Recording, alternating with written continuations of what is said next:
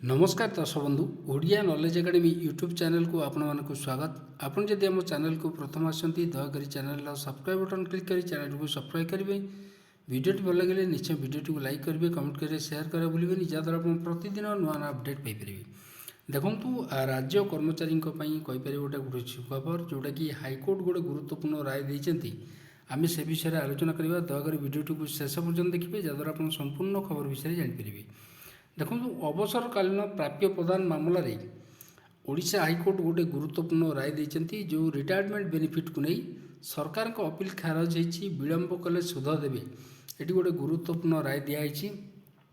दीर्घ 32 वर्ष अधिक सेवा देवापर पेंशन संबंधी लाभ दाबी कर जड़े अवसरप्राप्त कर्मचारी सपक्ष में जणिकिया विचारपति राय देते।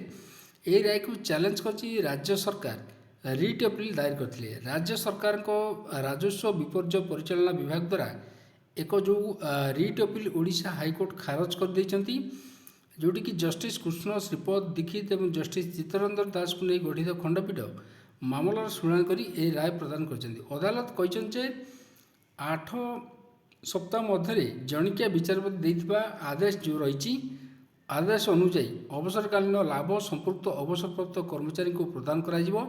जदि यही समय मध्य अर्थ पैठ करा न जाए तेबे सरकार को मासिक 1.5% हार सुध देवाक पड़ो।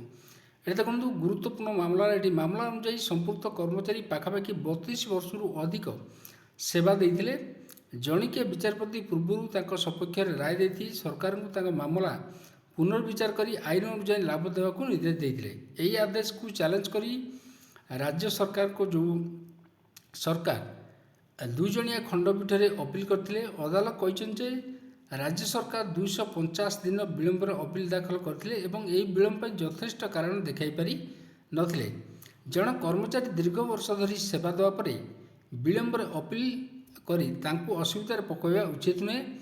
पेंशन कर्मचारी अधिकार राज्य सरकार एक मॉडल नियुक्तदाता भाव कर्मचारी अधिकार को सम्मान देवा उचित। यही परिस्थिति रे अदालत राज्य सरकार को अपील को ये खारज कर देइछंती एवं जो कर्मचारी जो रही जो बेनिफिट रही रिटायरमेंट बेनिफिट अवसरकालीन सुविधा ताकू प्रदान करने निर्देश देइछंती एवं जो 32 वर्ष कर्मचारी जड़े सेवा प्रदान कर आम कहीपर न्याय मिली एवं जो अवसरकालीन सुविधा यदि न दि जाए तेल मासकू 1.5% सुध हार सरकार को टंका दबा पड़ो ये मान्यवर हाइकोर्ट गुरुत्वपूर्ण राय कहते।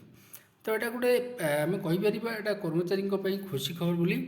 जदि खबर टी आपको भल लगे दया निश्चय चैनल को सब्सक्राइब करेंगे, वीडियो को लाइक करेंगे, कमेंट करेंगे, शेयर करें भूलें जहाँद्वारा आप प्रतिदिन एमती नुआ नुआ अपडेट पाइपर। धन्यवाद।